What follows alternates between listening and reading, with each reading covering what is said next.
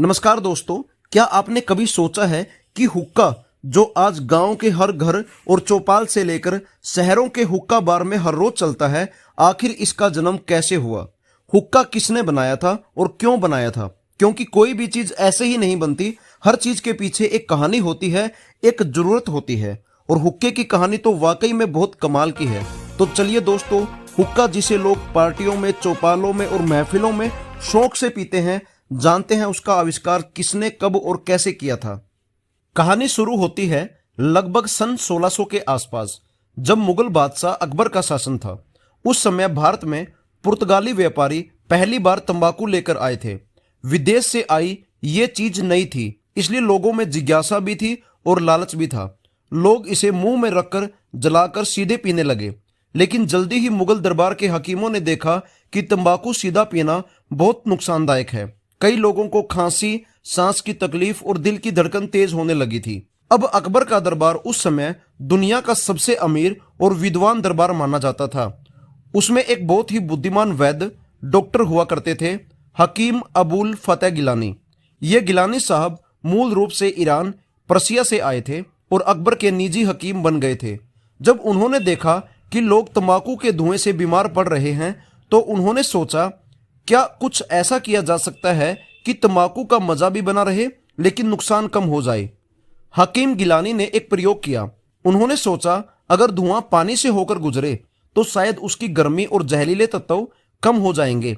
तो उन्होंने एक नारियल का खोल लिया, उसमें पानी भरा, ऊपर एक धातु की नाली लगाई और उसके ऊपर तंबाकू रखा।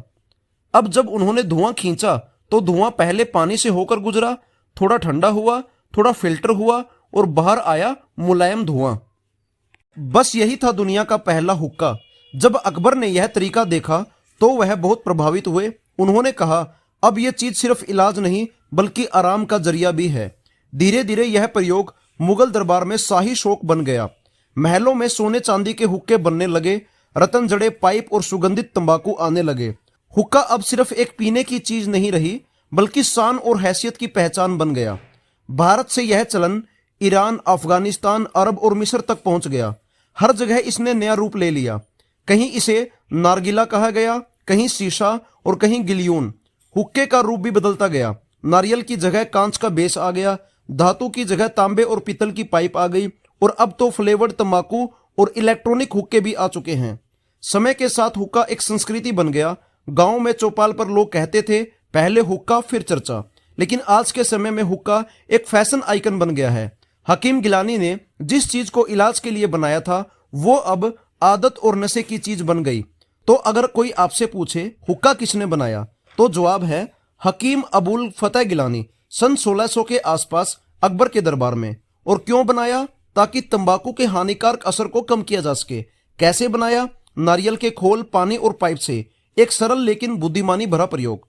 तो अगली बार जब आप किसी को कहते सुने चलो हुक्का पिएं, तो याद रखिएगा इस हुक्के के पीछे एक डॉक्टर की सोच थी जो लोगों को बचाना चाहता था, ना कि बीमार बनाना। तो दोस्तों, उम्मीद है आपको यह जानकारी पसंद आई होगी। कृपया करके इस वीडियो को लाइक और शेयर करें और हमारे चैनल को सब्सक्राइब करें ताकि आपको ऐसे ही रोचक वीडियो देखने को मिलते रहें।